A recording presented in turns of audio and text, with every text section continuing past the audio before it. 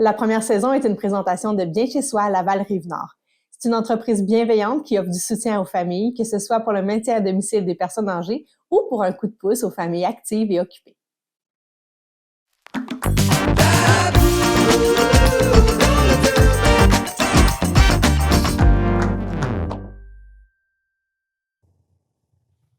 Bonjour à tous, mon nom c'est Marie-Michelle Funk, je suis éducatrice en milieu familial. Je suis très contente de vous accueillir pour un autre épisode du podcast de la broue dans le toupette. Aujourd'hui, on regarde une question d'une maman. C'est Catherine qui nous écrit « T'as-tu un truc pour mon enfant de 2 ans et demi qui saute constamment sur le sofa? » Elle connaît la consigne, mais elle le fait pareil en me regardant, puis ça vient vraiment me chercher. Qu'est-ce que tu ferais? Donc, merci Catherine pour la question. Dans le fond, à 2 ans, 2 ans et demi, là, c'est encore normal d'être très, très explorateur. Les enfants sont drivés par leurs réflexes. Il n'y a pas de mauvaise intention à sauter sur le sofa. C'est pas pour nous faire réagir. C'est vraiment parce que leur corps leur dit au complet qu'ils ont besoin de répéter les expériences pour les acquérir. Donc, ils ont besoin de sauter. Ils ont besoin de jouer. Ils ont besoin de toucher à tout. C'est valable pour tous leurs réflexes, là. Tu sais, les enfants qui font tous les mauvais coups, qui fouillent dans les tiroirs, ça, c'est tout du besoin. Les enfants, ils ont besoin d'explorer leur environnement. C'est comme ça qu'ils se développent depuis qu'ils sont bébés. S'ils n'avaient pas fait ces comportements-là, depuis qu'ils sont bébés, tous leurs réflexes, s'ils les avaient pas écoutés, ben, ils seraient sûrement pas capables de marcher, là. Tu sais, les apprentissages viennent par l'exploration, puis c'est ça qu'ils font le plus clair de leur temps, c'est de l'exploration. Donc, à 2 ans et demi, on accepte là que c'est normal. Ça veut pas dire qu'on accepte ce comportement-là. On va accompagner. Là, si on n'est pas d'accord qu'il saute sur le sofa, on va accompagner. Mais faut pas s'attendre à ce que l'enfant arrête par lui-même. Faut pas s'attendre à ce que l'enfant décide de parce que maman l'a dit, je vais descendre du sofa. Là, tu sais, ils sont vraiment petits. Puis c'est normal. Le fait qu'ils nous regardent en le faisant, des fois c'est comme le début de je sais que j'ai pas le droit. Mais bon, c'est plus fort que moi. C'est de l'impulsion. Je le fais pareil. Fait que là, je regarde mon parent puis des fois il rit, mais c'est vraiment un rire de stress, là. Faut vraiment pas le voir comme de la manipulation. Les enfants à 2 ans et demi ne manipulent pas. Ils sont capables de comprendre, par exemple, les dynamiques là qui se passent dans leur maison. Quand je fais ça, maman s'occupe de moi. Ça peut arriver qu'ils comprennent ces choses-là, mais c'est pas pour faire chier. C'est pas pour déranger. C'est pas le but là-dedans. C'est toujours de répondre à leurs besoins à eux. Je pense que c'est gagnant de le voir comme ça. C'est aidant comme intervenante de le voir comme l'enfant fait du mieux qu'il peut, mais là, ça, c'est trop dur à contrôler. Qu'est-ce que je fais devant un enfant qui saute sur le sofa? Ben, premièrement, je vais m'approcher, je vais travailler avec mes mains, je vais être là dans la limite plutôt que la demande. Hein. Si je demande sans arrêt à l'enfant de descendre du sofa, il y a 2 ans et demi, là, il peut pas gérer cette demande-là par lui-même. Ça va arriver qu'il va le faire, là, mais s'il est comme coincé dans l'opposition, un petit peu la défiance, ben je vais m'approcher puis je vais le descendre. Je vais m'asseoir sur le sofa pour dire « Hey, je peux pas te laisser faire ça. » On va trouver une alternative, par exemple, à ce besoin-là. Toi, t'as besoin de sauter, hein? Hey, regarde, j'ai une trampoline juste ici pour toi que j'ai prévue parce que je sais que t'aimes ça sauter.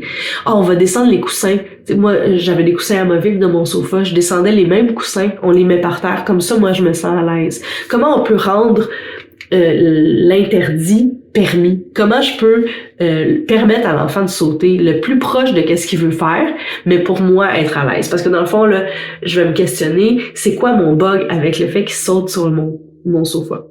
Ben, j'ai peur qu'il tombe en bas, puis j'ai peur qu'il abîme mon sofa.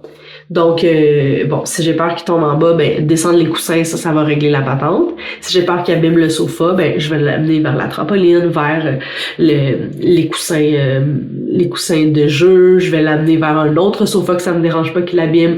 Je vais essayer de trouver un compromis entre moi et lui. Lui m'exprime son besoin très clairement. Il a besoin de sauter. Il a besoin de risque, sûrement. Il a besoin de sentir là, l'impulsion dans son corps. Il a besoin de sentir qu'il fait quelque chose de dangereux puis qu'il réussit à surmonter le défi. Donc, je vais y aller dans des interventions d'alternatives. « Oh oui, je vois que tu veux sauter. Souviens-toi, nous autres, on saute de la dernière marche de l'escalier. Veux-tu essayer les 2 marches de l'escalier? Vas-y, saute! » Je vais mettre des coussins pour me sentir à l'aise, puis on trouve un compromis entre les deux. Surtout à 2 ans et demi, là. C'est pas une question de « il respecte pas mon autorité », c'est pas une question de défiance. Faut arrêter de le voir comme ça. Le besoin de l'enfant, c'est quoi? C'est la même chose s'il pèse sur les pitons de la laveuse pendant qu'elle fonctionne, là, finalement, il l'arrête. C'est quoi qu'il veut? C'est quoi son besoin qu'il essaie de répondre avec ça? Ben, c'est sûrement de l'action-réaction, de peser sur un piton puis il y a une belle musique. Bon, premièrement, si j'enlève la musique de ma laveuse, ça risque d'arrêter le problème. Ensuite, ben, on va changer de pièce, on va fermer la porte, on va agir beaucoup sur le contexte autour de l'enfant. Peut-être que si c'est trop dur pour toi de pas sauter sur le sofa, ben on va aller prendre une petite pause dans ta chambre puis on va sauter sur ton lit au sol ou on va sauter sur des oreillers là. Tu sais, on va faire autre chose puis on va se changer de pièce pour essayer de changer le mal de place parce que plus on pratique cette dynamique là de maman dit non, bébé le fait quand même, maman se fâche, bébé le fait quand même, tu sais, plus on pratique ces choses-là, plus ça s'installe. Fait qu'on veut dès le début, dès les premières fois, on veut bien intervenir. On va pas se fâcher pour ça, là, dans le sens, oui, peut-être ça vient nous chercher, mais ça mérite pas qu'on fasse nos gros yeux fâchés puis qu'on fasse une crise parce qu'on veut que l'enfant respecte notre autorité. J'ai dit non, donc c'est non. On est mieux d'aller dans une intervention plus physique, c'est-à-dire agir sur l'environnement, changer l'enfant de pièce, avec nous, là, bien sûr, trouver l'alternative. T'as beaucoup d'énergie, hein? On va aller prendre une marche pour dépenser notre énergie. On est vraiment plus gagnant dans une stratégie comme ça que dans essayer de faire valoir notre autorité, notre pouvoir sur l'enfant. Je pense que c'est vraiment des attentes irréalistes à 2 ans et demi, même à 3, 4, 5 ans. Là, faut pas s'attendre à contrôler notre enfant comme une marionnette. C'est pas comme ça que ça fonctionne. Puis si ça fonctionne comme ça, ben souvent c'est parce qu'il y a une dynamique de peur qui s'est installée, une dynamique de perdre l'amour parental si j'écoute pas. C'est toutes des choses qu'on veut vraiment éviter. Là. Dans une relation démocratique avec notre enfant, on veut qu'il se sente aimé peu importe ses défis, mais on veut pas qu'il continue dans des comportements qu'on n'accepte pas. Donc là c'est ça sur le sofa, je vais être là pour l'accompagner, je vais mettre mes limites, je vais pas le demander 45 fois, surtout si c'est quelque chose de récurrent, là j'ai pas besoin de le dire 45 fois. Oups, toi tu as envie de sauter, hein? Souviens-toi, qu'est-ce qu'on a discuté hier? Qu'est-ce qu'on a discuté là pour le sautage? Regarde, on a une trampoline juste ici. Là. Tu sais, les petites trampolines, là, ça peut être à l'intérieur. Là. On peut avoir une trampoline. C'est juste avoir une alternative pour ce comportement-là qui nous dérange. Je vais juste regarder mes notes. Ah oui, ça se peut que l'enfant se fâche. Une fois que je mets ma limite, je vais pas te laisser monter sur le sofa. Regarde, mes mains sont là pour t'accompagner, là. Toi, t'arrives pas à te contrôler. Je t'ai bien dit qu'on a la trampoline. Ah oui, hein, ça fâche. Puis là, l'enfant fait la crise, puis fait le bacon. Mais je vais tout accueillir ça sans changer ma décision. J'ai tout le temps le même genre de face. J'essaie que ça communique de l'empathie. Tu sais, mes sourcils sont vers le haut, là, tu sais, là, les sourcils comme, oh, c'est vrai que c'est pas facile pour toi, hein? Ils sont comme froncés vers le centre. Ah oui, ça c'est vraiment, ouais, tu m'as parlé de ça, hein, ça t'a fâché. Toi, tu voulais vraiment sauter sur le sofa, hein, ton corps a besoin. Qu'est-ce qu'on va faire avec ça? Ouais, puis peut-être que ça va durer 15 minutes, là, tu sais, peut-être que ça va durer 45 si c'est un enfant particulièrement opposant puis particulièrement difficile. Ça fait partie de la patente de mettre ses limites. Puis je te garantis que demain, ça va être sûrement plus facile, puis après-demain, ça va être encore plus facile, puis un moment donné, ça va finir par rentrer. On va accueillir la crise sans changer le monde pour l'enfant. Parce que si à chaque fois que je fais une crise, j'observe qu'est-ce que je veux, ben là, même si l'enfant ne souhaite pas me manipuler, l'enfant va comprendre ces dynamiques-là. L'enfant est capable de saisir qu'est-ce qui se passe quand, tu sais, action-réaction. Si maman m'entend pleurer, elle change sa décision. Ben là, l'enfant est capable de naviguer là-dedans. Même si son intérêt, c'est pas de manipuler, il est capable de naviguer dans le contexte qu'il connaît. Si maman dit ce matin, c'est papa qui va te reconduire à la garderie. Et que là, je fais la crise, je fais le bacon. Et que finalement, c'est maman qui va me porter à la garderie comme je souhaitais. L'enfant comprend ces dynamiques relationnelles, ces transactions-là, j'ai envie de dire, si je fais ça, il arrive ça. Ça, là, c'est très facile pour le bébé, même le jeune enfant, là, de comprendre. Je pèse sur le piton, voici la réaction. Je pèse encore sur le piton, voici encore la réaction. C'est la même chose avec nos dynamiques relationnelles. On veut faire attention aux transactions qu'on fait. toi, t'as de la peine, hein? Peut-être que demain, je vais décider que finalement, c'est maman qui va te porter d'emblée. Mais si je le décide là, parce que t'as fait une crise, ben là, j'installe des trucs dans notre dynamique relationnelle qui sont pas tant sains. Je veux pas que tu sentes que t'as tous les pouvoirs, tous les contrôles. C'est pas sain à 2 ans et demi, 3 ans, même à 4 ans, 5 ans, là, de tout contrôler. C'est mon travail de maman de choisir ça. Puis c'est peut-être plate de temps en temps, mais c'est ça ma position de leader confiant. Ma position, c'est de dire, dans notre famille, les parents font les choix, puis les enfants suivent les décisions des parents. Puis on va leur laisser des moments où est-ce qu'ils vont avoir des choix. Mais si j'ai dit que c'est papa qui va te reconduire à la garderie, ça va être papa. Même si toi, tu as de la peine. Fait que c'est des choses que je vais souvent dire. Je vais le nommer verbalement à mes enfants puis aux enfants que j'accueille. Ça fait de la peine, hein? Mais je vais pas changer ma décision. C'est beaucoup plus sécurisant pour l'enfant quand l'adulte garde sa décision que quand l'adulte est plus vacillant puis va s'adapter parce qu'il souhaite éviter les émotions négatives de l'enfant. Si tu fais la crise, ok, ben là, j'entends ton message, là, on va changer, ça va être papa finalement. J'ai de la misère avec ça. Parce que ça, on s'en va dans un côté où est-ce que, comme je disais dans un épisode précédent, les dynamiques de leadership dans la relation vont être déséquilibrées. C'est important que dans notre relation, on ait chacun nos rôles. L'adulte prend les décisions. Malheureusement, les grandes décisions sont prises par les adultes. Malheureusement pour l'enfant, mais heureusement pour la planète, là, on pourrait pas laisser les enfants de 0-12 ans prendre les décisions. Il faut que ça soit l'adulte. C'est comme ça que ça fonctionne. Fait que ce genre de décision-là, organisationnelle, puis qu'est-ce qu'on mange pour souper, puis est-ce qu'on s'en va en vacances ou pas, c'est les adultes qui les prennent, ces décisions-là. Puis on va accueillir les crises des enfants qui viennent avec ça. Les crises ne vont pas changer notre décision. C'est normal. T'as de la peine, t'as de la déception. Peut-être que dans notre cœur, c'est pas supposé là, de faire une déception. Peut-être qu'on comprend, mais ça va être ça qui va se passer parce que c'est ça qu'on a fait comme choix de famille, tu sais. Puis oui, peut-être que je vais changer pour la suite. Si je vois que c'est difficile, tu sais, à tous les matins, il fait la crise pour pas aller avec papa. Papa, il a pas le temps, pas que les nerfs. Tu sais, on peut organiser différemment, mais pour demain, pour aujourd'hui, je vais tenir mon bout. Ça sera pour la prochaine fois. On pourra discuter, là. Ce soir, quand tu reviendras de la garderie, on discutera de comment on peut organiser. Peut-être qu'on va faire un compromis, une journée avec maman, une journée avec papa. Ça, c'est tout possible.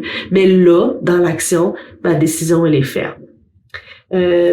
J'espère que ça vous aide à comprendre un peu la façon qu'on souhaite intervenir avec les enfants, puis j'essaie que ça soit beaucoup dans le concret, d'essayer de vous donner des modèles langagiers, mon visage, pour essayer de vous accompagner dans ces moments tough de la parentalité et de l'éducation des enfants. Hein. C'est des choses que nous, les éducatrices, on vit régulièrement aussi. Là. Je veux sortir pour aller en promenade, puis j'en ai 2 qui veulent pas s'habiller. Faut aussi qu'on gère beaucoup ce genre de choses-là. Je vous laisse vers une entrevue que j'ai faite avec Julie Filiatro, qui est une fille vraiment super. Vous pouvez aller la suivre sur ses réseaux sociaux. Elle s'appelle La Mère Nature sur Facebook. C'est vraiment une discussion super intéressante sur les crises, sur justement comment accompagner les enfants qui se désorganisent un peu plus facilement, les enfants qui restent coincés dans une crise là, qui peut durer 30-45 minutes. Comment on accompagne sans changer notre idée, mais comment on aide l'enfant à passer au travers puis à aller de l'avant avec ces grosses émotions-là qui le submergent complètement. C'était vraiment une belle entrevue puis j'ai hâte que vous l'écoutiez. Bonne écoute.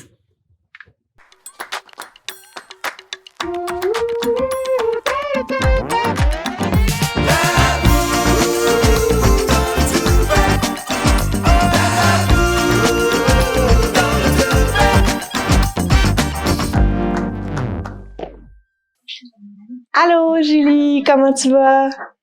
Salut, ça va super bien. Merci. Toi, ça va bien? Oui, ça va bien. Je suis vraiment contente de te recevoir. Dans le fond, nous, on s'est rencontrés. Dans le fond, je me suis inscrite à une de tes premières formations là, chez toi, en tout petit groupe. Je pense qu'on était 6, avec une de mes amies, Maryse, que je salue, on venait chez toi. Tu nous accueillais avec une tisane, puis on parlait d'éducation à l'enfance, d'éducation alternative quand même. Hein? On a des valeurs un peu out there puis un petit peu en marge de la majorité, mais c'est magnifique là, tout ce qu'on peut mettre en place avec les enfants puis tout ce qu'on a discuté ensemble. T'es beaucoup dans la pédagogie Waldorf, naturelle. Ton dada, c'est la pédagogie nature. C'est vraiment ça là, le point d'attache de tout ce que tu fais, mais en général, t'es une intervenante incroyable puis t'as eu ton milieu de garde pendant longtemps. Tu veux-tu nous en parler?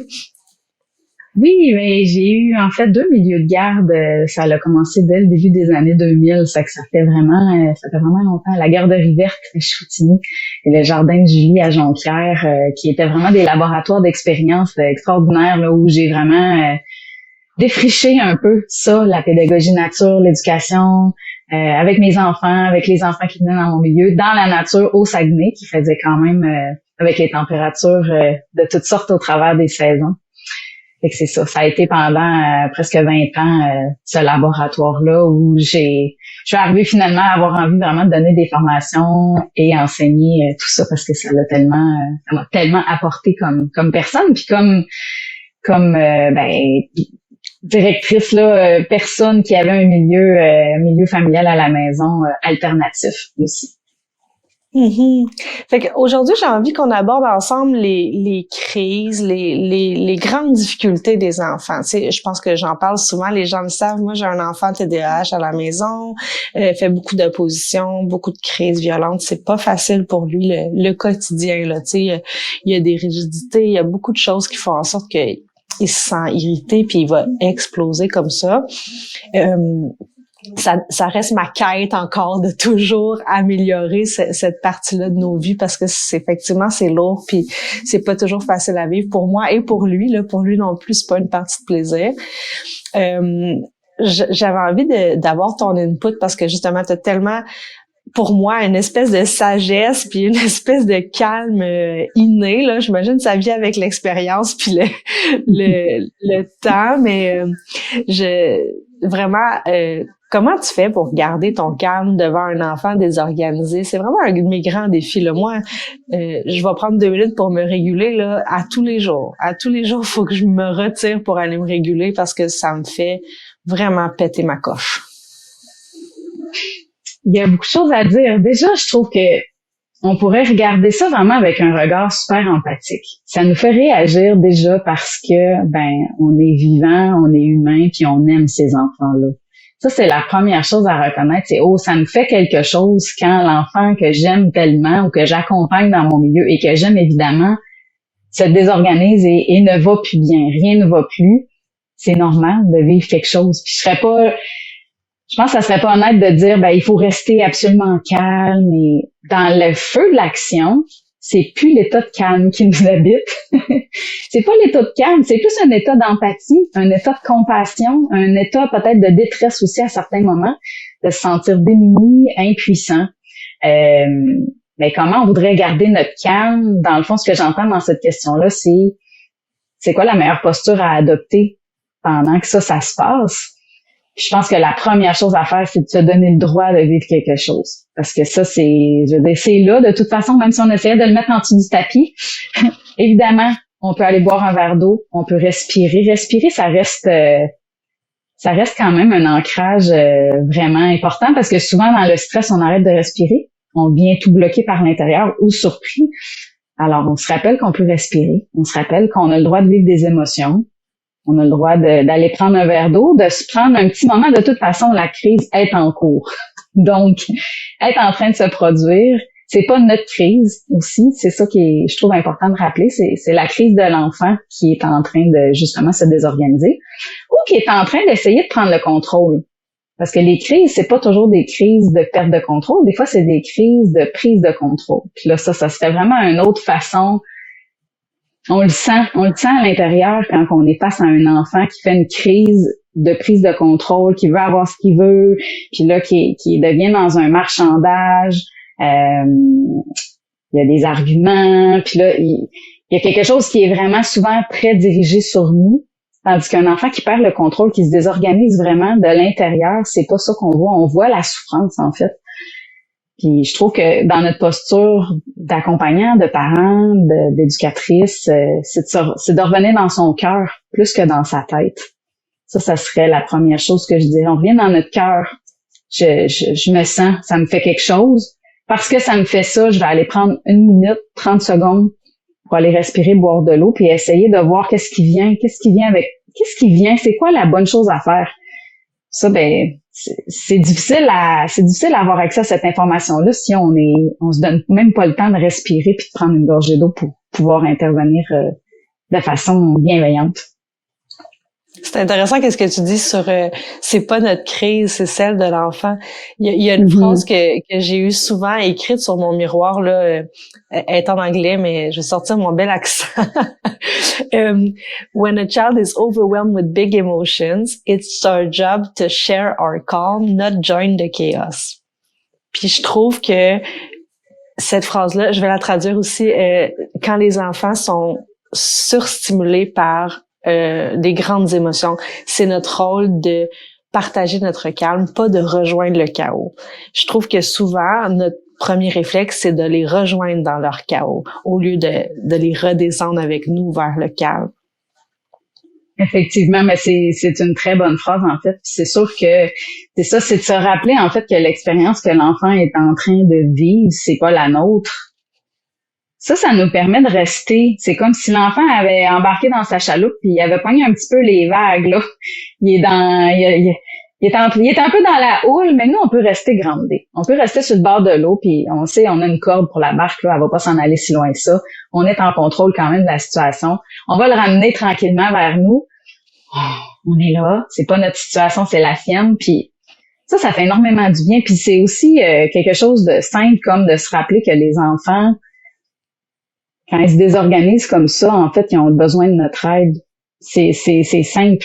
Ils ont besoin d'un guide, ils ont besoin de cet ancrage-là. Ils ont besoin de sentir que ils peuvent faire une crise, mais que l'ancrage va rester solide.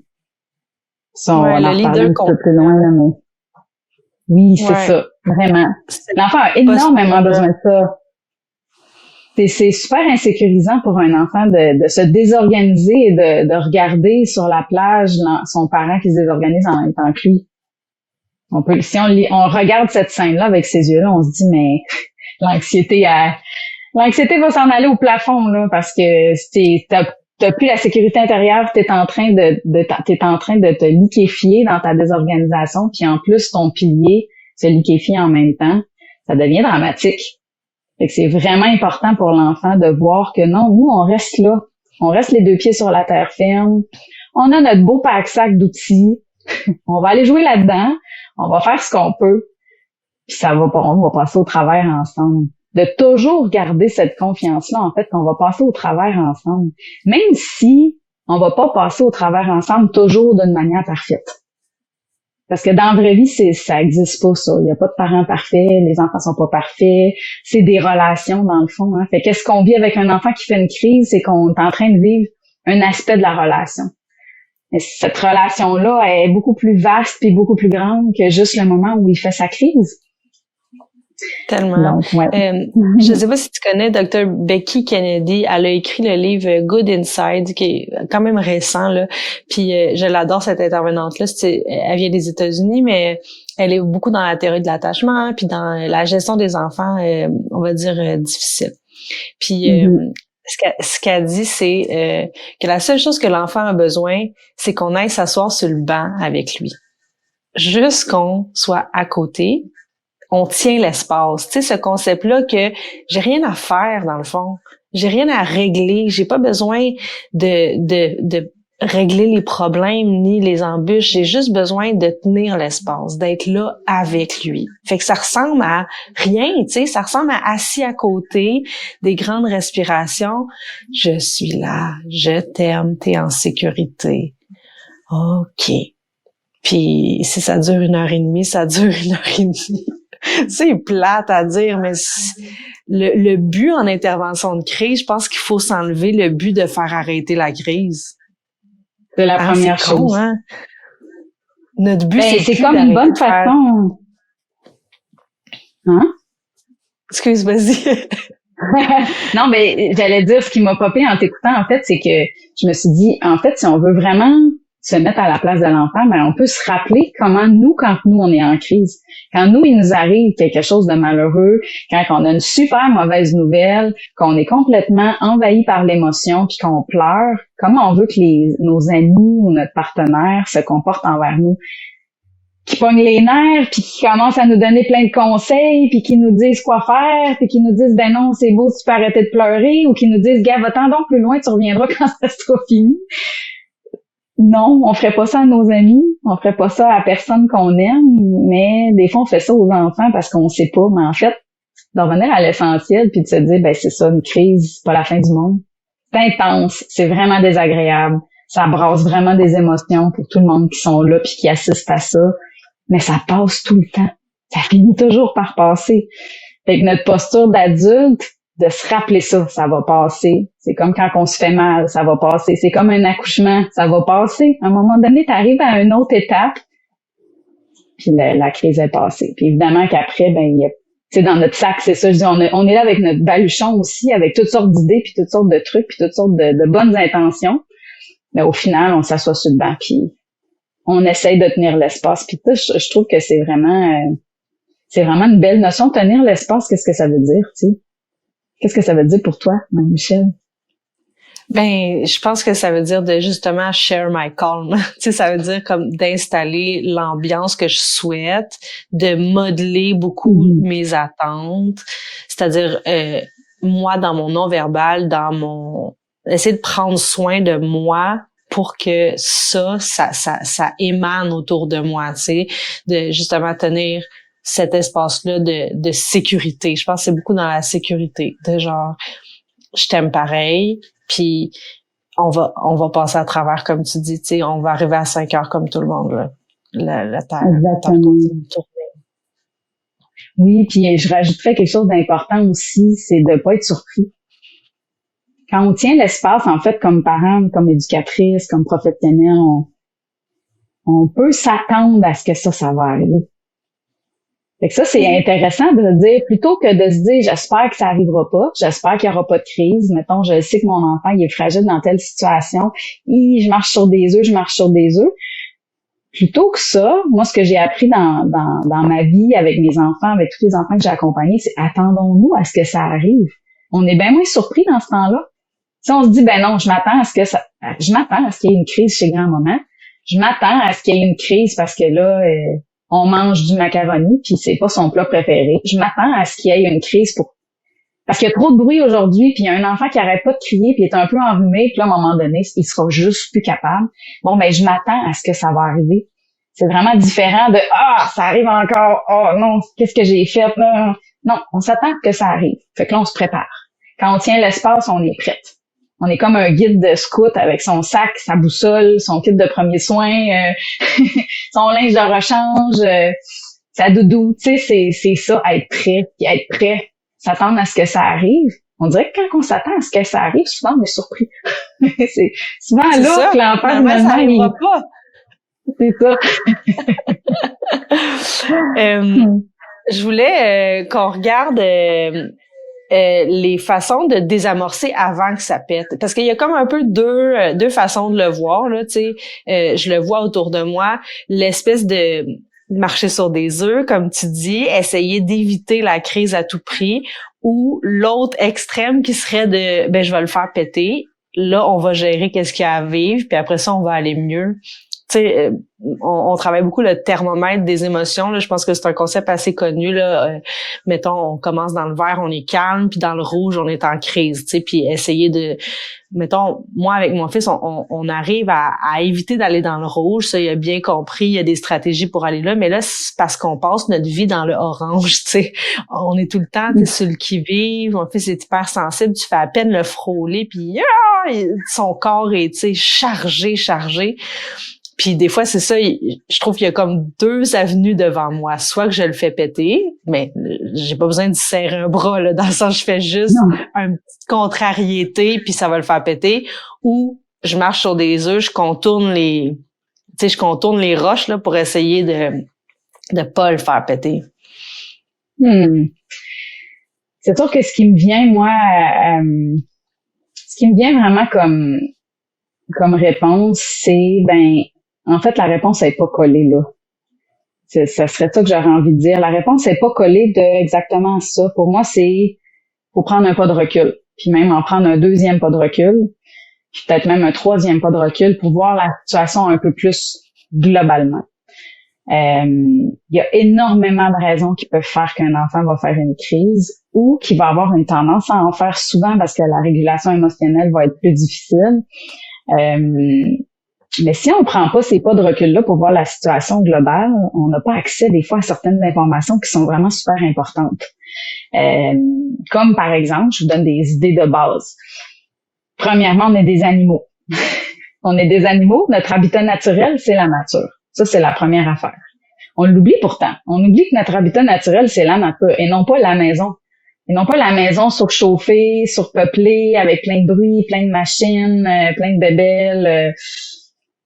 Encore moins un milieu de garde avec plein de monde, tous du même âge, qui sont tous les uns avec les autres, puis une ou deux personnes qui s'occupent de ça.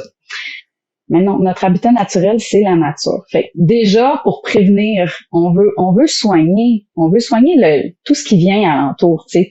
Fait que c'est sûr qu'un enfant va peut-être faire des crises plus s'il va jamais dehors, qu'il peut jamais se dépenser, qu'il vit dans une vie où il y a beaucoup de règles, beaucoup de consignes, dans un milieu où on attend beaucoup de lui à ce qu'il se comporte bien, mais on lui laisse pas beaucoup d'espace pour respirer, pour répondre à ses besoins physiques, ne serait-ce que le mouvement.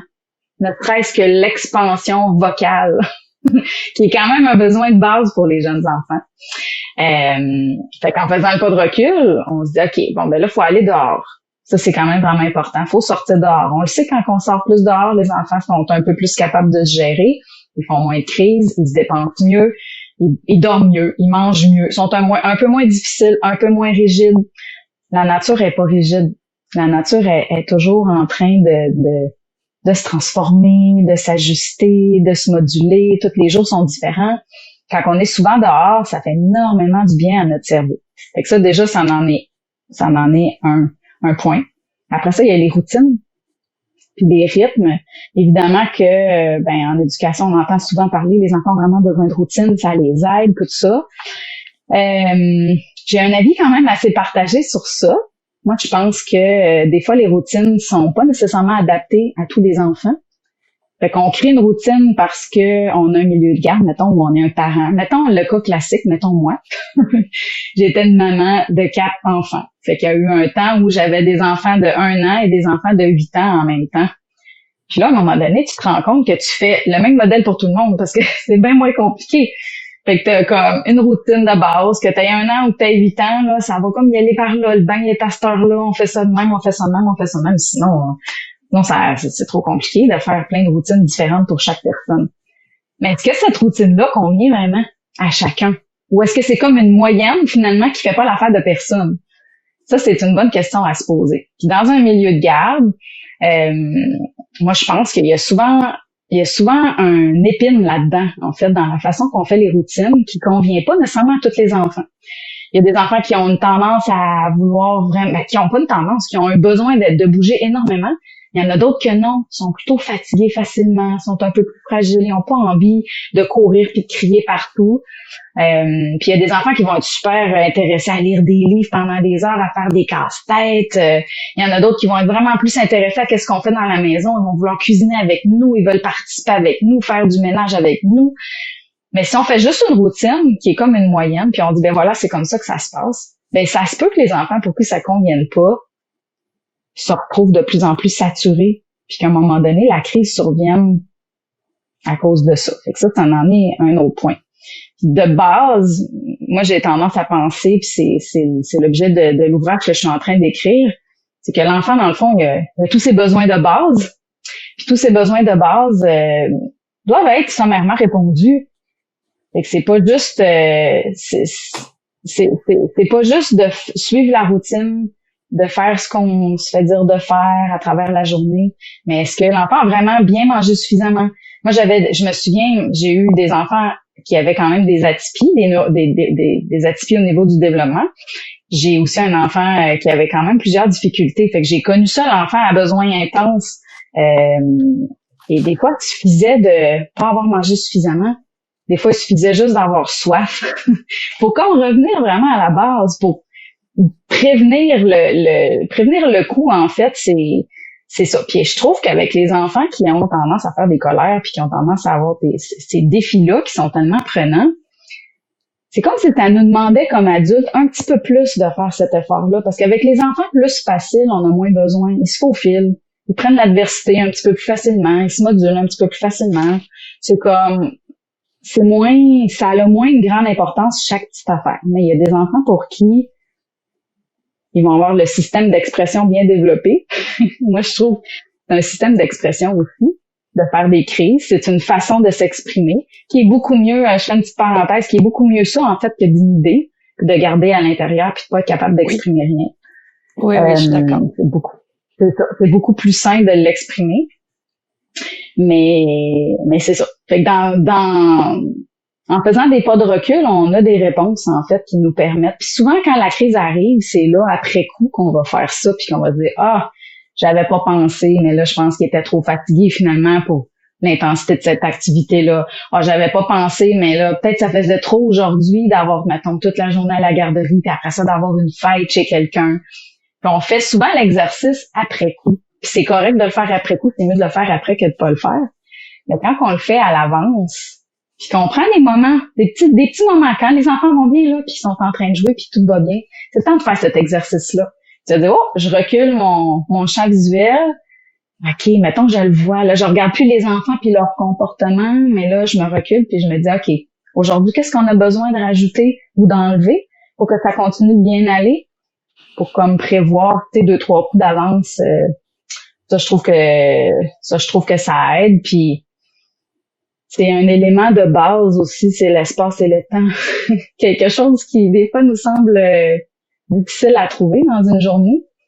Mais de pas hésiter à canceller des activités qu'on avait prévues, de pas hésiter à changer un peu la routine parce que là, les besoins sont différents finalement. On avait prévu sortir dehors, puis là, on est en train d'essayer de s'habiller, puis il n'y a rien qui marche, puis finalement, personne qui veut sortir dehors, on est obligé d'y aller. Où on pourrait comme laisser faire. Mais peut-être que si on tient à notre routine puis à notre idée de base, il va peut-être en avoir une crise parce qu'il y a peut-être un de ces enfants-là ça va être too much là pour lui là ce qui est en train de se passer. Fait que pour rassembler cette idée-là, je trouve que ça se passe beaucoup au niveau de l'observation. Moi, j'aime ça appeler ça l'observation sensible. On veut observer avec sensibilité l'écosystème de notre milieu de garde, l'écosystème de notre famille, notre écosystème à l'intérieur, pour déceler quand il commence à avoir des tensions. Parce que la crise, c'est rare qu'elle arrive, bang! D'habitude, il y a comme une tension un stimuli, un déclencheur, il y a quelque chose qui se met en place puis qui va nous annoncer que ça va s'en venir. Fait que quand on est dans l'observation sensible puis qu'on se permet de faire des pas de recul, qu'on se permet d'être capable de moduler nous-mêmes notre journée, quitte à enlever des affaires carrément, ben là, notre observation nous est super utile pour déceler les signes de on dirait que cet enfant-là, là, si on met plus de pression, là, puis qu'on continue dans le chemin qu'on est, là, ça marchera pas. Fait que là, tout de suite, je change mon itinéraire, puis on va faire les choses différemment. Est-ce que ça fait du sens? C'est vraiment intéressant. Ah oui. Je voulais te laisser finir ton idée. Dans le fond, moi, c'est un problème. Tu sais, tu parlais des besoins de base, là. Arnaud a vraiment de la difficulté à reconnaître justement ses besoins internes, là. Tout ce qui est envie de pipi, envie de caca, faim, soif. On dirait que c'est des messages qui se rendent pas très bien. C'est pas évident pour lui. Qu'est-ce qui le dérange? Tu sais, il va se tortiller pendant 1 heure à me dire qu'il a pas envie de pipi, alors que moi, ça fait 1 heure que je le vois. Là, tes signaux sont clairs. T'as envie de pipi. Fait que souvent, tu sais, là, en ce moment, il est médicamenté, donc il y a un effet secondaire de ça qui est de perte d'appétit. Fait que lui, c'est pas rare là qu'à 4 heures, là, tout ce qu'il a mangé, c'est son déjeuner plus 3 raisins, là, tu sais. Fait que en même temps, je le vois, le déséquilibre. mais c'est un enfant extrêmement opposant que tu lui dis « on va manger une collation ». « J'aime pas ça, je sais pas quoi choisir ». Puis on rentre dans la crise, tu sais, pour un besoin autant de base que de manger. Tu sais, je les ai toutes les bonnes intentions, mais lui, il répond pas bien à ça, je sais pas comment dire, mais c'est flou dans sa tête que ça va m'aider, tu sais. J'aurais envie de dire à ça, en fait, moi aussi j'ai eu un enfant vraiment opposant et selon moi, l'antidote à ça, c'est le libre arbitre. Donc, par exemple, mettons dans cette situation-là, j'aurais tendance à m'installer avec cet enfant-là pour décider de qu'est-ce on mangerait, de l'impliquer dans la corvée d'aller faire l'épicerie. Je lui donnerais une liste de tâches à faire. Toi, tu vas aller me chercher ça dans l'épicerie. Tu vas être responsable peut-être de faire un souper avec moi cette semaine. Puis décide de c'est quoi tes collations. Voilà, t'as une boîte à collations. Quand tu reviens d'école, choisis-toi quelque chose là-dedans. Ce genre d'approche-là, ça aide énormément. Puis ce qui permet de prendre conscience justement de son corps, de ses besoins, de sa soif, de sa faim, de son mal de ventre, de sa fatigue, c'est l'expérience. Fait que c'est difficile à accompagner ça de l'extérieur parce que nous, de l'extérieur, on va mettre des mots, j'observe que tu as l'air d'avoir envie, veux-tu y aller? Mais tant que de lui-même, il l'aura pas senti suffisamment de fois, dans le cerveau, c'est comme ça que ça fonctionne. Fait que c'est vraiment l'expérience. Fait que d'essayer de mettre le plus possible en circonstance cette expérience-là. Qu'est-ce que ça fait si tu lui dis pas? Qu'est-ce que ça fait si tu le laisses complètement prendre une décision par rapport à sa collation, par rapport à son envie de pipi, par rapport à... Puis des fois, c'est juste ça, en fait. C'est que là, on les laisse aller au bout de ça suffisamment de fois. Des fois, ça cause des pépins. Des fois, ils vont peut-être avoir mal à la tête parce qu'ils vont avoir sauté un repas, finalement. Ou peut-être qu'ils vont faire pipi dans leur culotte parce que là, il y avait juste trop envie. Mais c'est une expérience. C'est une expérience. Puis après, on peut faire un retour là-dessus. Puis même si on fait pas de retour, c'est quand même l'expérience qui forme en grande partie qui on est. Puis si on se rappelle, nous, quand on était enfant, les expériences qu'on a vécues, c'est vraiment la fois où on a failli tomber avec notre vélo en faisant une nouvelle passe que on s'en rappelle après. Si notre mère, elle nous a dit, là, fais attention, là, si tu tombes trop vite ton vélo, tu pourrais tomber. Ça me passe un peu du pied par-dessus la tête.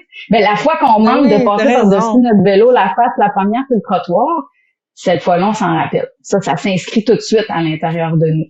Fait que, moi, c'est l'approche que j'avais développée, en fait, avec l'opposition, c'est de redonner plus de liberté, de réduire les consignes au minimum, puis d'observer qu'est-ce que ça fait. Parce que tout ça, c'est toujours avec l'observation sensible.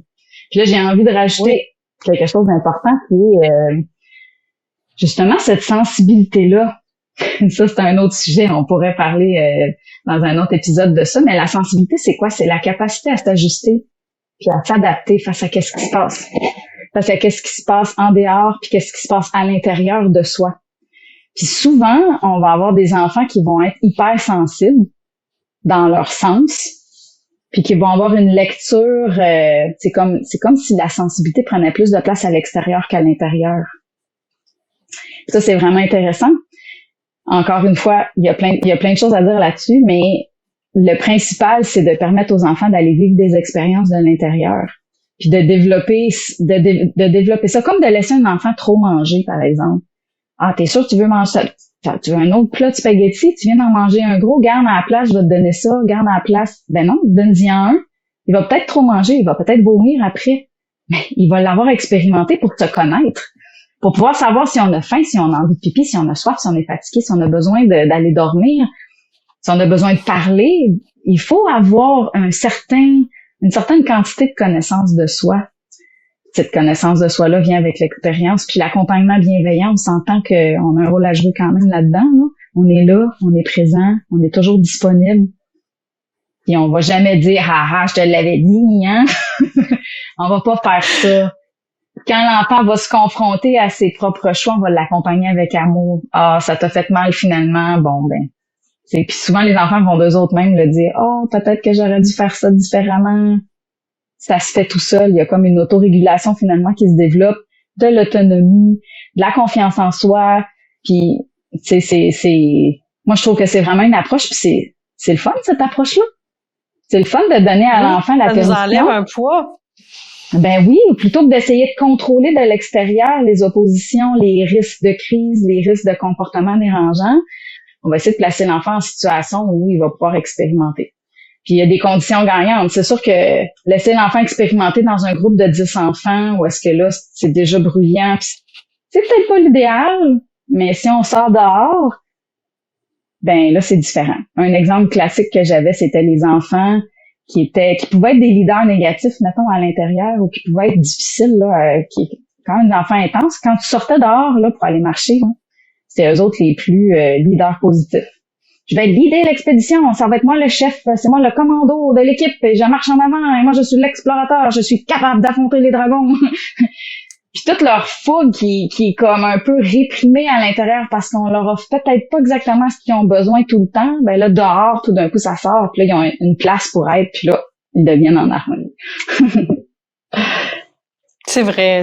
Quand on sort avec des enfants tough, on le voit tout de suite, le shift, la différence dans leur énergie, puis dans comment ils se présentent, même dans une situation où est-ce que clairement ils sont bien, tu sais, ils sont comme en contrôle, puis ouais, c'est vrai. Il y a beaucoup de choses dans ce que tu as nommé qui sont déjà en place chez moi, là, tu sais, il y a plein de choses que j'essaye déjà de mettre en place, comme justement de pas y dire qu'il a envie de pipi, là, mais c'est un trigger pour moi. Un enfant qui se tortille, puis qui ne va pas à la toilette, ça me trigger tellement, faut que je travaille ça.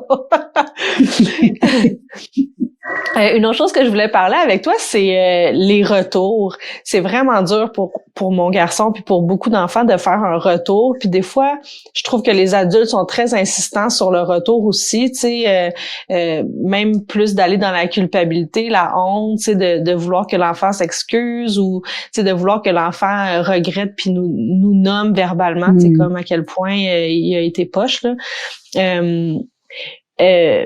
Moi, j'ai eu du succès à faire des retours écrits, dessinés, plus que verbaux. Avec Arnaud, récemment, on a commencé à instaurer les retours plus par dessin, même que là, il commence à écrire en phonétique, là, mais il écrit. Fait que là, il écrit le déclencheur, l'émotion, puis après une alternative. C'est les 3 petites choses que je lui demande. C'est comme son retour, mais on n'en parle pas. On n'a pas le droit de parler.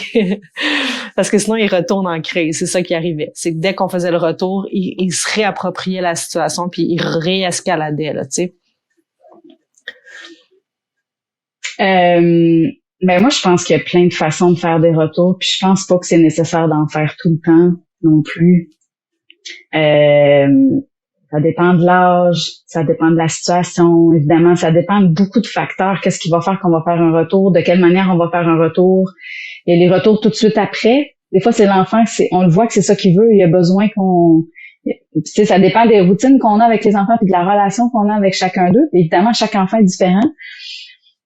Les retours par le dessin, ça en est une super bonne façon. Ça peut être des retours où tu peux avoir un carnet quand les enfants sont un peu plus vieux, mettons. On leur demande d'aller écrire. Juste, va écrire dans ton carnet de caca, là, puis je le lirai même pas. Va écrire ce que tu penses, puis après ça, si tu as envie de m'en parler, tu viendras.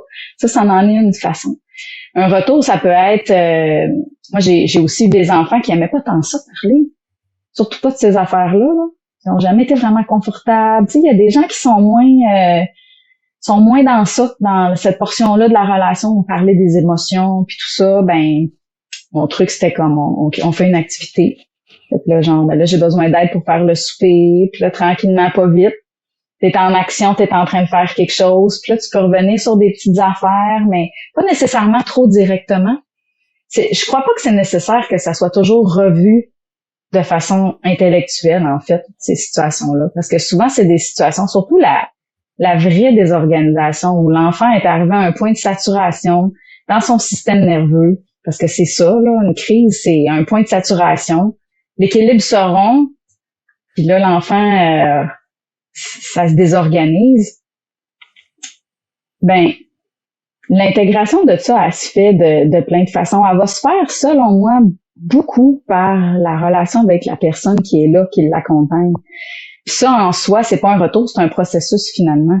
Si, quand il se désorganise, il y a quelqu'un qui est là, la personne, elle reste sur le bord de la plage, elle reste stable, elle est toujours aimante, les bras sont ouverts tout le long, Puis des fois, l'enfant va dire, va-t'en, je veux gérer ça tout seul. Aussi, ça arrive. On peut faire un pas de recul aussi, puis aller faire une petite marche, puis revenir, parce que des fois, c'est ça que l'enfant a besoin. Mais c'est ça. C'est vraiment cette idée-là, en fait, que des fois, le retour est pas nécessaire, moi, je trouve. Puis des fois, le retour, il va être avec des mots directement. On va se coller, on va prendre le doudou. Des fois, on va juste passer un moment enfant, puis là, l'enfant, il va comprendre. Tu sais, on est là. Nous, notre amour, en fait, change pas. Notre présence change pas. Moi, personnellement, j'aimerais pas ça, qu'on relève à chaque fois que j'ai une émotion, c'est que je devrais à chaque fois comme rendre des comptes, en parler avec l'adulte, nommer chacune de mes petites affaires. Je sais que, mettons, par rapport à moi, puis je me souviens très bien quand j'étais enfant, que quand une situation se passait, là, j'y réfléchissais vraiment beaucoup dans ma tête. De temps en temps, ça faisait du bien, là, qu'il y ait un parent qui vienne, puis qui fasse ça, on va en parler, on va s'asseoir, puis ça te tente dessus, puis on crée un espace de sécurité pour en parler. Mais des fois, j'ai l'impression que, tu sais, d'avoir des routines qui sont trop rigides d'une certaine façon, de dire, ben là, quand il y a une crise, toujours on fait un retour, tu le sais, on fait un retour quand il y a une crise. Presque formel, là. Ouais, c'est ça. Je trouve que ça peut manquer de sensibilité. Parce que si on revient avec notre outil de l'observation sensible, puis si on fait notre pas de recul toujours dans la situation, puis qu'on regarde, puis là, on voit notre enfant, en fait, finalement, il va mieux. Puis là, la crise est passée, puis là, il s'est repris, dans le fond, il a retrouvé son équilibre intérieur, puis là, il est retourné jouer avec ses amis. C'est-tu vraiment bénéfique de le reprendre, de lui rappeler qu'est-ce qui s'est passé, ou on fait confiance au processus? Trust the process, l'expérience est en cours. Puis l'expérience est en cours, là, ça dure 20 ans, 25 ans, même 40 ans. Le développement du cerveau, là, c'est jusqu'à l'âge de 40 ans. Fait qu'on peut trust the process, là, ça va pas tout se régler aujourd'hui. Puis une autre stratégie que j'aimais beaucoup pour les retours, c'est d'attendre patiemment. C'est comme tolérer un peu le sentiment d'inconfort qu'on voudrait bien revenir là-dessus, parce que là, on trouve qu'il est un peu exagéré, puis que où on s'est senti un petit peu percuté personnellement, où l'enfant a peut-être dit des affaires qui étaient pas fines, puis là, on aimerait bien ça qu'il s'excuse. Soyons patients, faisons notre petit pas de recul, puis attendons le bon moment.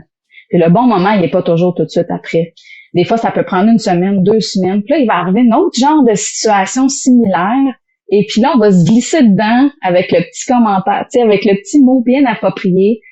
Ah, tu vois, là, je me sens comme ça. Te rappelles-tu la dernière fois, c'était toi? Puis là, ça vient de prendre un tout nouveau sens. C'est, pour l'enfant, là, il est dans l'émotion à nouveau, mais d'une autre façon. Puis là, on fait juste un petit retour. Tout bien ficelé à cet instant-là. Je donne un exemple, mettons, par rapport à mes ados, quand j'avais des ados, puis ça a vraiment fonctionné. Mettons, ça n'a pas rapport avec une crise, mais ça s'applique pour illustrer qu'est-ce que je viens de dire. Mettons, je demande, tu sais, j'aimerais ça que mes jeunes fassent vraiment la vaisselle et qu'ils participent à la vie communautaire et qu'ils fassent leur part. Puis là, ben, plutôt que de faire, bon, ben là, t'es rentré, t'as mangé, t'as pas fait ta vaisselle, pourrais-tu faire ta vaisselle? Ce qui serait un retour tout de suite. Ben, il s'est passé quelque chose, puis là, je fais un retour back-à-back maintenant. Plutôt que ça, OK, il l'a pas fait. Je fais toute la vaisselle. J'ai fait tout au complet. Puis un petit peu plus tard dans la soirée, je vais dire quelque chose comme, j'ai tellement passé une belle journée, ça m'a vraiment fait plaisir, j'ai fait toute la vaisselle, maintenant c'est tout propre. Tu sais, j'aime vraiment ça, moi aussi, quand on fait ça pour moi. C'était immanquable. Dans les jours qui suivaient, les enfants faisaient des choses sans que je leur demande. Mais c'est une autre approche. Plutôt que d'être dans la confrontation ou dans l'attente puis l'objectif, on laisse la vie un petit peu s'enfarger, présenter des situations, laisser les enfants le libre arbitre de prendre des décisions, d'expérimenter ce qu'ils ont besoin d'expérimenter. Puis souvent sur le long terme, ça simplifie beaucoup les relations finalement, puis notre rôle d'éducateur, là, de parents, puis Excuse-moi, je me suis vraiment étouffée. Je m'excuse. J'ai essayé de faire mute pour voir, mais regarde ma voix, ça n'a pas de bon sens. M'excuse. Je vais être capable de couper, mais je pense que... je vais avoir... vu, j'étais quand même correct. Mais j'ai fait mute, je pense qu'on va bien entendre. On va bien entendre, toi, qu'est-ce que tu disais, mais moi, je suis là en train de chercher mon souffle. Caroline, c'est pas drôle, ma vie.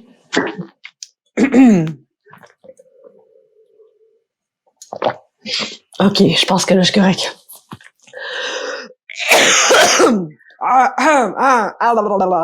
OK. On va juste faire une petite 2 secondes de pause, puis après ça, il y a quelque chose que je veux te relancer. Moi, puis je voulais rajouter quelque chose, fait que vas-y. OK. Fait que pendant la crise, dans le fond, ce que j'entends, c'est que c'est pas tant le temps d'essayer de passer un message, d'essayer de faire comprendre. C'est comme, qu'est-ce que tu dirais? Moi, je sens que l'enfant est pas disponible, il entend pratiquement pas. Qu'est-ce que tu dis là quand il est en état de crise? Ben non, en fait, c'est ça exactement. Puis d'un point de vue neurologique, c'est exactement ça qui se passe. Quand l'enfant est en réaction, il est pas en train d'apprendre, il est pas disponible pour apprendre. Rappelez-vous vous-même, quand vous êtes dans une émotion bien intense, une chicane avec votre copain ou peu importe, on est-tu à ce moment-là en train d'être disponible pour apprendre quoi que ce soit? Non. Fait qu'évidemment, non. Puis neurologiquement, l'enfant n'a pas accès. Quand il est en crise, il n'a pas accès à son cortex préfrontal vraiment. C'est comme si la zone du cerveau qui permet de prendre du recul, de réfléchir, de raisonner, de comprendre, d'écouter, d'être attentif, elle n'est pas vraiment disponible. Fait en comprenant ça, ça vient de mettre ça vient de mettre un peu l'indication que ben non, quand il y a une crise, outre les trucs de prévention puis tout ça, quand il y a une crise, ben il faut s'asseoir sur le banc avec amour, accepter qu'on peut se sentir fâché, on peut se sentir impatient. Ça peut vraiment nous tomber ses nerfs. On peut garder ça à l'intérieur. On n'a pas besoin de le faire sentir à l'enfant. Puis, oui, des fois, on le fait sentir à l'enfant, puis c'est pas la fin du monde. L'enfant est quand même capable d'en prendre. Puis il est capable de comprendre aussi que quand il a vraiment exagéré, puis qu'on a eu une réaction, c'est aussi naturel, puis c'est aussi humain. Évidemment, on s'entend là dans quelque chose qui reste acceptable. Là. Tu sais, de dire à un enfant, là, je suis vraiment trop fâchée, là, parce que là, la situation me dépasse, c'est correct aussi. C'est vraiment correct aussi. Fait que pendant la situation, on attend. Puis si on ressent le besoin d'en parler puis de faire un retour, on attend que l'enfant soit revenu dans un calme. Ça peut être après, mais ça peut être demain aussi. Ça peut même être la semaine prochaine, dépendamment de l'âge. Pas à 3 ans, mais quand on est plus d'âge scolaire, ça peut être la semaine prochaine. Peut-être qu'on n'a pas le temps là, à soir de gérer ça. Puis peut-être que dans quelques jours, on va prendre un moment ensemble, on va se faire un petit temps, puis là, on va pouvoir en profiter pour parler de ça. Puis ça va être un bon moment. Puis souvent, même après un délai de quelques temps, chez un jeune enfant, ça va être peut-être quelques heures, mais un enfant plus vieux, quelques jours. Et là, la poussière, elle a retombé aussi, puis on n'est plus dans l'émotion vive, fait qu'on est plus capable, justement, de faire un reflet sur soi-même, puis d'avoir une conversation. Puis aussi, j'avais envie de rajouter quelque chose, c'est que tout peut être nommé. Ça, c'est quelque chose aussi qu'on peut dire aux enfants. Il n'y a pas de sentiment ou de pensée. L'enfant peut tout nous dire. C'est bien de lui dire, regarde, tu peux me dire, je suis prête à entendre tout. Fait que vas-y, si tu veux me dire, qu'est-ce que tu veux me dire, je vais vraiment t'écouter jusqu'à la fin, puis après, ça va être mon tour à parler, par exemple. Ça, c'est une bonne habitude à développer chez les tout-petits, qui se sentent pas mal que là, non, il y a des choses qu'ils peuvent pas dire, parce que là, ça fait réagir leurs parents, ça fait réagir l'éducatrice, ou c'est pas poli, mettons. Mais dans cette situation-là, dans la situation des crises puis de la relation avec les enfants, je pense que tout peut se nommer. Puis évidemment que les enfants grandissent, hein, un jour, à un moment donné, ils sont plus des enfants, fait que il faut faire confiance. Il faut faire confiance au processus. J'aime bien me répéter aussi, c'est une saison de ma vie. Tu sais, ça passe. Là, en ce moment, c'est comme ça notre quotidien, mais dans 10 ans, ce sera complètement différent, là, tu sais. Oui, puis vraiment, tu sais, pour l'avoir vécu dans ma famille, la même situation similaire à ce que toi, tu peux vivre avec ton enfant, il vient rapidement ce jour-là. Il vient quand même assez rapidement où l'enfant est plus juste un enfant, dans le sens que il est rendu à 10 ans, 12 ans, 15 ans, puis là, toute l'attention que tu as donnée, tout l'amour, la bienveillance, la sensibilité, l'accompagnement, et aussi, des fois, les pétages de coche, parce que ça fait partie de la vie. Les lions aussi font ça, puis les mamans chats aussi, des fois, sont tannés. Ils ramassent les petits minous par le cou, puis ah ouais, par là! Tant que c'est juste des fois, puis que le reste de la vie est vraiment baigné dans l'amour puis l'accompagnement sensible puis bienveillant, ça passe. On n'a pas besoin d'être parfait, c'est ça que je veux dire. Je dis pas violenter vos enfants. Vraiment pas. Mais des fois on se fâche, hein, puis des fois on a dit quelque chose qui a dépassé notre pensée, puis on va le dire à notre enfant. Je suis désolée de t'avoir dit ça. Tu sais, sur le coup, j'étais trop fâchée. Tu sais, quand ça va t'arriver, n'hésite pas à me le dire. Quand toi aussi, tu auras dépassé ta pensée, tu pourras t'excuser toi aussi, puis ça marche, ça le fait, puis l'enfant, il apprend qu'il n'y a pas besoin d'être parfait, lui non plus, puis que nous autres non plus, on n'est pas parfaits, puis...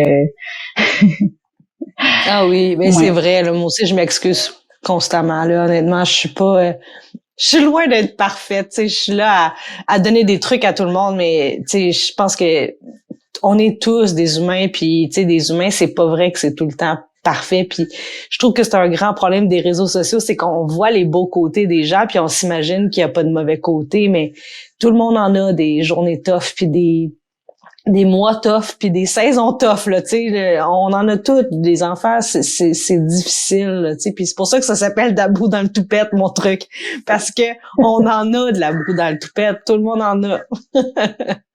Oui, Je voulais t'amener sur... Ah, excuse-moi, vas-y. Ben, je veux juste dire, faut avoir confiance que la broue dans le toupette, elle va se calmer.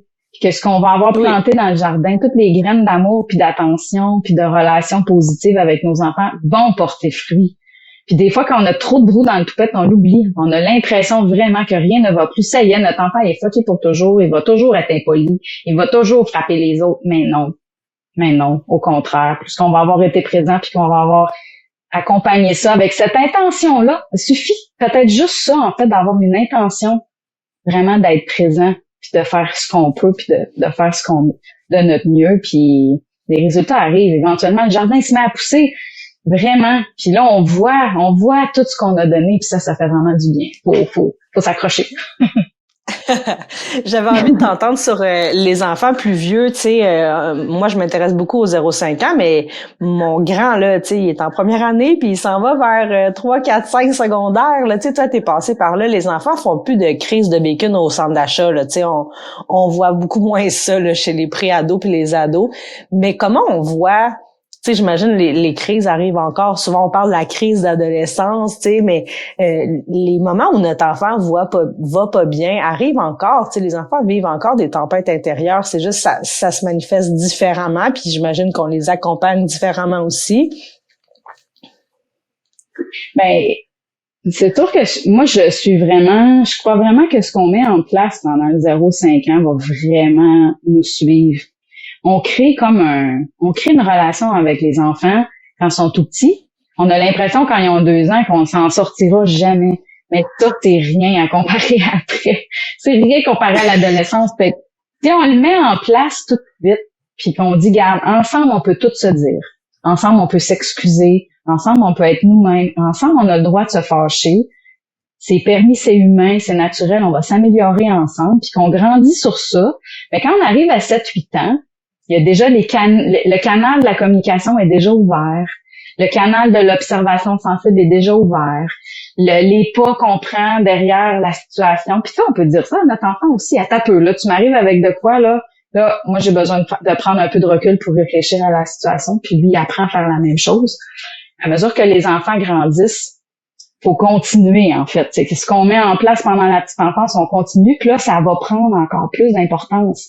Parce que c'est ça, quand on arrive à 9 ans, il y a la crise du Rubicon, là, c'est une étape neurologique où les enfants, on dirait que rien ne va plus à un moment donné, puis ça passe aussi. Puis après ça, c'est la préadolescence, puis après ça, c'est l'adolescence. C'est vraiment l'observation sensible qui va être notre meilleur allié. Là, on connaît notre enfant parce qu'on l'observe de façon sensible. Tu sais, si dès le début, on est plus dans le contrôle, de vouloir contrôler les comportements, de vouloir contrôler les réactions, de vouloir dire, bon, là, t'as fait ça, regarde, tu vas faire ça, là, tu vas venir t'excuser, puis on contrôle l'enfant, plutôt que de lui permettre justement de faire l'expérience par lui-même, de tirer des conclusions aussi par lui-même, de prendre du temps pour intégrer ce qui s'est passé. Parce que tantôt, c'est ça aussi que je voulais dire par rapport à faire des retours. Pour pouvoir faire un retour qui va être efficace là avec un enfant, il faut que l'enfant ait eu le temps d'intégrer ce qui s'est passé. Fait qu'il y a ça aussi. Il y a aussi besoin d'un temps pour laisser l'émotion retomber, puis se faire une certaine idée, même s'il y a 3 ans, ça va être la même chose. Donc, avec les enfants qui vieillissent, l'observation sensible va nous guider. Notre communication, elle va rester ouverte. On ça va être vraiment des alliés pour observer. Par exemple, l'enfant qui commence à changer ses habitudes alimentaires, à manger plus, à compulser, ou au contraire, veut manger de moins en moins, s'intéresse pas trop à ça. L'enfant qui s'isole, l'enfant qui... Des fois, quelque chose que j'aimais regarder sans vouloir fouiller dans la vie de mes ados, mais des fois, je faisais juste scroller un petit peu l'agenda scolaire. Toutes les petites notes qui peuvent être barbouillées, ça donne une petite impression de qu'est-ce qu'ils vivent pendant la journée. Le sommeil, les amis, y a-tu des amis qui viennent à la maison, il va-tu dehors, il sort-tu, il fait-tu encore du sport? Ça va être dans l'observation parce que souvent, de base, ils vont pas nécessairement vouloir nous en parler. Mais si on a gardé vraiment le canal de la communication, la possibilité d'être soi-même, puis tu sais, que l'enfant, il sent qu'il n'a pas besoin de plaire à son parent, qu'il peut être lui-même, ben là, il va peut-être plus facilement pouvoir s'exprimer sur qu'est-ce qu'il vit, puis ou ce qui sera pas à son meilleur, tu sais. Parce que c'est ça, quand on arrive à l'adolescence, on n'est pas toujours à notre meilleur. On vit des affaires qu'on pense que nos parents comprendront jamais. Mais si depuis qu'on est petit, on est accueilli comme on est, puis notre parent essaie pas de nous contrôler puis de nous rendre comme cet enfant-là qui espérait qu'on soit, ben on a plus la possibilité. On a plus la possibilité de s'ouvrir, puis amener nos jeunes dans des activités. Proposons-leur des affaires, tu sais. On part-tu ensemble faire une expédition, t'aurais le goût d'aller où? Puis tu sais, si on sent que depuis un petit bout de temps, ça va pas super bien, ben là, si on va faire du camping une nuit à quelque part dans un refuge, des bonnes chances qu'on ait des conversations à un moment donné. Bon, il a pas dit, là, faudrait qu'on parle. On peut s'asseoir sur le coin de la table puis se parler, tu sais. Une autre chose que j'aimais faire aussi, c'est vraiment créer des moments. J'avais la routine, souvent c'était le samedi matin, là, parce que j'avais toutes mes ados, puis souvent il y avait des amis qui dormaient à la maison aussi. Puis le samedi matin, j'offrais à toute cette gang-là du café puis du chocolat chaud. C'était un moment spécial, on s'installe ensemble, puis là on jase. Puis là, je leur parlais de plein d'affaires, ils posaient des questions, puis là, les amis aussi posaient des questions, puis j'osais aller dans des sphères, là, sexualité, drogue. Puis vous autres, vos amis, ça consomme-tu ce monde-là, tu sais? Voyez-vous passer des affaires à l'école? Bon, avez-vous l'impression qu'il y a de la drogue à l'école? Puis là, plutôt que de dire, toi, ça t'intéresse-tu? Ben là, on vient d'ouvrir un sujet, c'est pas menaçant, personne n'est visé, puis là, ben, la communication, puis là, c'est cool parce qu'on boit un café ensemble, c'est comme, il y a comme un moment. Ou bien dire, tu sais, un autre truc que je faisais, mettons, à l'âge scolaire plus que secondaire, je sens que ça va pas très bien, là, puis là, l'enfant, il commence à prendre une journée de congé. On prend une journée de congé ensemble. On se paye tout ça. Quelle journée que t'aimerais que ce soit? Je te garde avec moi, puis là, on fait des choses que t'aimes, des choses qu'on aime ensemble. Puis là, on passe par l'activité, le mouvement. Puis là, hop, c'est ça, les conversations vont se faufiler tranquillement. Ça va comme popper naturellement. Parce que l'espace est super agréable, puis on nourrit la relation. Puis évidemment, l'enfant, c'est ça qu'il a le plus besoin au final, c'est de la relation. C'est de la relation avec son parent, de la relation avec les adultes qui sont significatifs pour lui, qui l'écoutent vraiment, qui ont envie d'être avec lui. Fait que pour moi, c'est ça. Fait que c'est ça. La crise, des fois, devient vraiment silencieuse. Puis en étant dans cette relation-là avec lui, ben, elle passe pas inaperçue. Parce qu'on voit les signaux, on voit les changements, puis là, on s'adapte avec notre sensibilité, puis on crée des opportunités justement pour que ça puisse être, pour continuer de pouvoir avoir notre rôle d'accompagnant là-dedans, tout en laissant un espace plus grand à l'enfant qui grandit.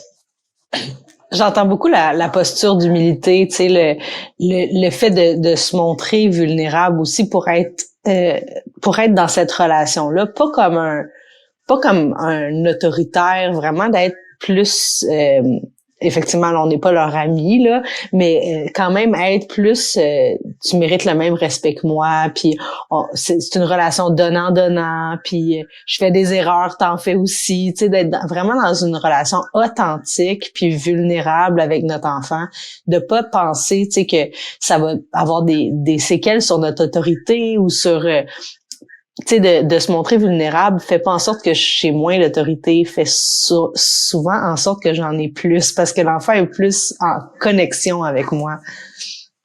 Exactement, mais c'est vraiment, vraiment bien dit. Je suis super d'accord. C'est d'avoir une relation équitable. Dans le fond, on veut que notre jeune soit équitable envers nous. On veut qu'il soit équitable dans la vie. On veut qu'il soit juste, mettons, envers les autres. Pas juste envers ses amis, envers ses profs, qu'il soit une personne qui se comporte bien dans sa vie future, ben il faut nous soigner vraiment d'abord notre posture envers lui, parce que c'est là qu'il va l'apprendre. Si nous on est capable de se remettre en question, si nous on est capable de dire ben je me suis trompée, puis c'est pas de dire qu'on est l'ami de notre enfant, mais qu'on est dans une relation égalitaire, équitable, parce que toutes les deux on a des besoins, toutes les deux on vit des choses, toutes les deux on a des émotions, toutes les deux on a des choses à exprimer. Ben c'est ça, on ouvre le canal de la communication, on ouvre la relation devient plus riche, plus authentique, plus pleine. Puis moi j'aime vraiment beaucoup dire la vulnérabilité là. Qu'est-ce que c'est quand nous on est vulnérable? C'est comme si on ouvrait un peu la fenêtre ou la porte de notre intérieur. Puis quand on fait ça, c'est un cadeau pour la personne qui est en avant de nous, qui reçoit ça, parce que on peut la garder fermée la porte. Moi je peux dire, gars Marie-Michel, moi je serais pas vulnérable, je te dirais pas ce qui m'a touché vraiment. Tu y as pas accès. Fait que notre relation est moins pleine parce que t'as pas accès à une partie de moi. Mais si je te dis, regarde, au contraire, ben là, aujourd'hui, tu sais, je me sens comme ça puis j'ai vécu ça, ben là, je suis en train de te dire, je te fais confiance puis je suis en train de te dire aussi, et tu peux faire de même. Fait que la vulnérabilité, c'est vraiment un ingrédient qui nourrit beaucoup la relation. C'est comme une vieille idée un peu de se dire que non, en tant que parent, faut être dans l'autorité, le contrôle, on est en haut, les enfants sont en bas. Ça, c'est comme, on veut rincer ça parce que c'est pas ça qui fait du bien. C'est pas ça qui nourrit les relations. Puis dans la nature, c'est pas comme ça que ça fonctionne de toute façon. Effectivement. Là, on veut des relations proches parce qu'effectivement, quand l'enfant va vivre quelque chose de difficile, ce qu'on veut, c'est qu'il se tourne vers nous. Mais si la relation est pas là, après ça, tu sais, un parent très autoritaire va se demander, mais pourquoi il vient pas me demander de l'aide? Ben, tu sais, c'est-tu quelque chose que tu as installé avec lui? C'est-tu vraiment comme un canal qui est ouvert puis qui est utilisé fréquemment, là, tu sais? Je suis pas sûre que c'est pas enneigé, plein de branches puis d'obstacles de cette rue-là, là, tu sais, vous y passez pas souvent, là. Non, c'est ça. Puis il faut pas minimiser, en fait, toute l'importance que ça a de ces moments-là où finalement on décide de prendre le chemin qui est pas toujours le plus facile. On décide de pas acheter la paix. On décide de les gérer les situations, on décide de les avoir les conversations, on décide de prendre une journée de congé pour notre enfant parce que là, notre relation a commencé à c'était un petit peu houleux, on resolidifie. Un peu comme en couple, on fait ça, hein. En couple, on est comme on a un peu plus de distance, attention, on va se faire une soirée d'amoureux pour faire la même chose avec nos enfants. Encore plus parce on vit plus comme on a vécu l'humanité pendant tellement longtemps. Là, on a des vies, ça va à 100 000 à l'heure, tout le monde est super occupé, tout le monde a ses sphères de vie, ses bidules, ses écrans, ses univers. On vit beaucoup séparés les uns des autres. Fait qu'on veut créer, c'est un beau modèle, c'est de la démocratie directe. On peut dire dans notre famille, tout le monde a son mot à dire. Quelle règle on choisit plutôt que ça vienne des parents? Quelle règle on choisit? Qu'est-ce qu'on fait? On peut demander à notre enfant, la prochaine fois que tu vas faire une crise, qu'est-ce que tu aimerais que je fasse? Ça serait quoi qui te ferait du bien? Est-ce qu'il y a quelque chose que je fais que t'aimes moins? Moi, je le faisais souvent, ça, avec ma fille, puis elle me le disait. Puis, des fois, j'étais surpris. Des fois, j'étais comme, OK, quand je fais ça, Caroline, c'est important que tu me le dises, tu sais, quand je te colle, mettons, de telle manière, non, ça le fait pas, tu sais. C'est encore le cas aujourd'hui, rendu un adulte, puis c'est encore valide cette information-là, tu sais. Mais c'est vraiment bien poser cette question-là. Qu'est-ce que tu aimerais que je fasse la prochaine fois? Ça veut dire aussi qu'on sait pas tout, hein, puis que faut accepter comme parent que, tu sais, l'enfant, il s'appartient à lui-même, puis il se dévoile à nous si on lui permet de s'ouvrir puis d'être lui-même. Puis nous, on va constamment apprendre de lui. Plutôt que d'être dans une posture où on veut que l'enfant soit d'une certaine façon, on est plus dans une posture où on apprend. On apprend de lui c'est quoi ses besoins. Puis plus il va grandir, à un moment donné, il devient assez grand, vers l'âge de 12, 13, 14 ans. Là, il commence à être capable de faire du feedback, la rétroaction sur sa petite enfance. Ça, c'est une autre étape qui devient vraiment intéressante. Te rappelles-tu quand que je faisais ça, quand t'étais petit, j'avais fait ça. Te rappelles-tu comment tu te sentais? Puis là, de leur poser des questions pour voir. Ah oui, je me rappelle, là, tu m'avais mis dans ma chambre, puis là, je m'étais sentie de telle manière. Puis là, nous, dans notre lecture de la situation ou dans notre souvenir, c'était pas du tout ça. Mais là, il nous dévoile encore une partie de lui supplémentaire parce qu'il est capable d'avoir un regard, tu sais, critique un peu plus sur comment c'était v'là 5 ans ou v'là 10 ans. Mm-hmm. Puis tu sais, on s'éloigne vraiment de la vision de l'enfant qui est un vase à remplir ou une pâte à modeler, à sculpter. L'enfant, même s'il est pas fini de développer, il a tout ce qu'il a besoin en lui pour se développer. Tu sais, les réponses, il les a à l'intérieur de lui. Tu sais, je pense qu'il y a quand même une vision plus traditionnelle qui est pas tant aidante dans une situation avec un enfant, un défi, de penser que tout ce qu'il fait ou fait pas est grâce à nous ou à cause de nous. Puis des fois, c'est en introspection sur notre relation, mais des fois, c'est en jugement envers ceux qu'on voit. Tu sais, quand on voit une maman qui par exemple, là, dort avec son enfant, ben on se dit clairement, elle est en train de modeler sa petite boule d'argile d'une certaine façon, alors que cet enfant-là est venu avec ses caractéristiques, son tempérament. Peut-être que cette relation-là, puis la façon qu'elle le vit, ben c'est comme ça que ça devait se vivre. Là. Tu sais, c'est pas toujours le parent qui impose quelque chose à son enfant. C'est une relation, tu sais, qui tourne, puis que peut-être qu'elle est juste très sensible, puis qu'elle a vu que c'était ça qui était mieux pour son enfant. Là. Absolument, mais c'est ça. Tu l'as vraiment bien dit, je trouve. C'est une relation, en fait, sensible. C'est ça qu'on décrit, en fait, puis en étant dans la relation sensible plutôt que dans l'analyse du comportement. Parce que là, notre sujet, c'est la crise. Les crises, comment on gère ça, qu'est-ce qu'on peut faire pour le prévenir, qu'est-ce qu'on peut faire pour le gérer. Mais dans le fond, dans le propos que j'essaie d'apporter, c'est vraiment cette idée-là qu'on va essayer, plutôt que d'analyser le comportement, on va se reculer assez pour voir la relation. Puis évidemment, moi, je suis vraiment une partisane on est vraiment un guide, qu'on soit une éducatrice, un parent, un prof, on est la personne que l'enfant regarde, écoute, ressent l'énergie, vit aux côtés de nous. Fait que la première chose à faire, c'est de soigner vraiment notre façon d'être à l'intérieur de nous. Puis peut-être qu'on a besoin d'aller consulter pour gérer notre colère. Peut-être qu'on a du travail à faire sur soi parce que nous, dans notre éducation, ben peut-être qu'on se faisait crier dessus, puis qu'il n'y avait pas tant que ça d'écoute. Puis que là, on arrive avec des enfants qu'il faut qu'on prenne soin, puis on sait pas exactement comment parce qu'on l'a pas vécu. On veut, par exemple.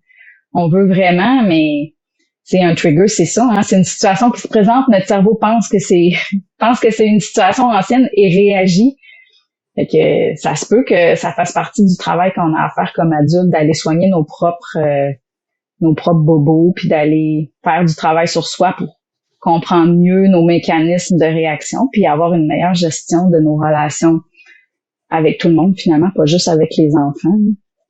Effectivement, mais ça vient réveiller des bobos, puis ça vient réveiller des choses. Je disais récemment là, à quelqu'un que avant d'avoir des enfants, je pensais que j'étais une personne saine et complète, puis j'avais pas une histoire si difficile que ça.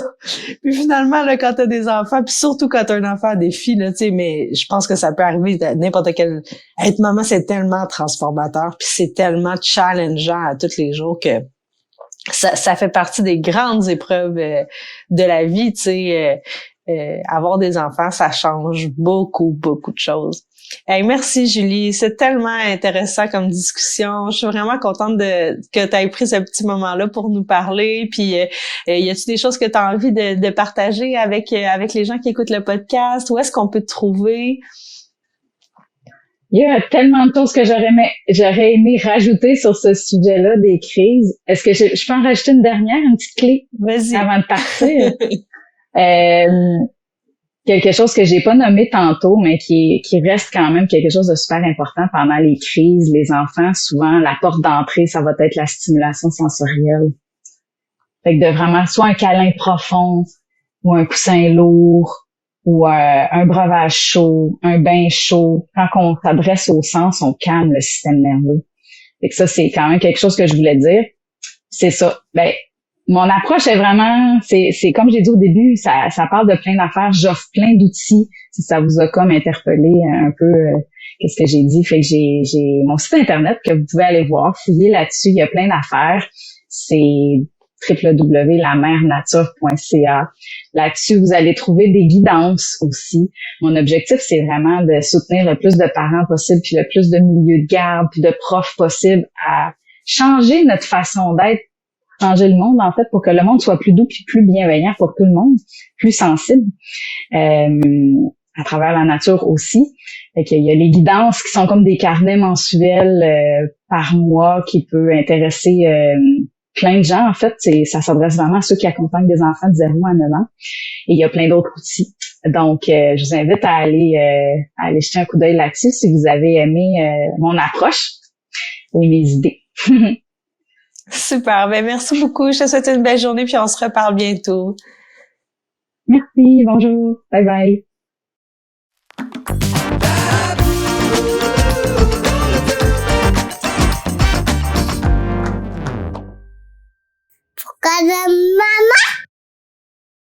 La première saison est une présentation de Bien chez soi Laval-Rive-Nord. C'est une entreprise bienveillante qui offre du soutien aux familles, que ce soit pour le maintien à domicile des personnes âgées ou pour un coup de pouce aux familles actives et occupées. J'ai moi-même une aide familiale de Bien chez soi chez moi, 1 fois par semaine, puis c'est vraiment merveilleux.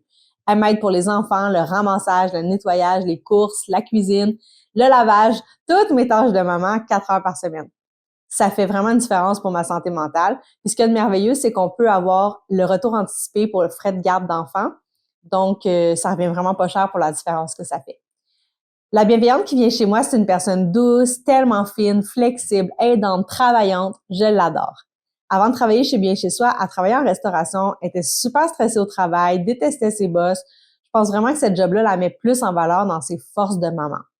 Elle est naturellement bonne pour comprendre la réalité des mamans, pour offrir son soutien. En plus, elle fait son horaire comme elle veut, selon les mandats qu'elle accepte ou qu'elle accepte pas. Elle choisit son nombre d'heures par semaine. Pour vrai, je trouve que ça répond tellement à un besoin des jeunes familles.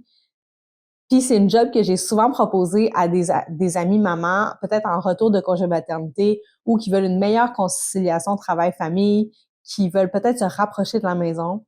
Je trouve sincèrement que c'est une belle entreprise, puis je suis vraiment super contente de vous les faire découvrir. Vous pouvez les rejoindre au 514-666-0323 ou par courriel info-laval-rn@bienchezsoi.ca.